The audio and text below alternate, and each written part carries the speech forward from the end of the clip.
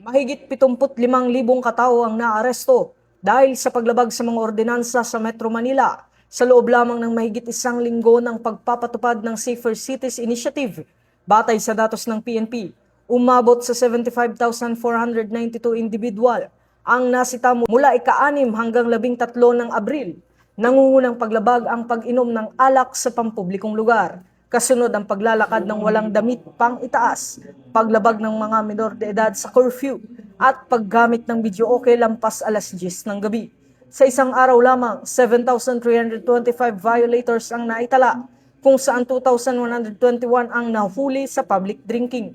Sa kabuuan, 4,210 ang binalaan at pinalaya, 2,884 ang pinagmulta, at 121 ang nahaharap sa kaso. Samantala, personal na humingi ng paumanhin si SILG John Vic Rimulya sa isang lalaking pinagmulta dahil sa pagiging topless habang nagtatrabaho sa harap ng kanyang bahay, at inatasan ng mga pulis na pairalin ang common sense sa pagpapatupad ng ordinansa.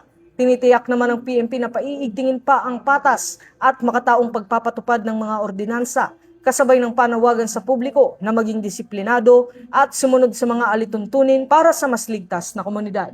Ito ang bagong PNP para sa bagong Pilipinas. Serbisyong mabilis, tapat at nararamdaman.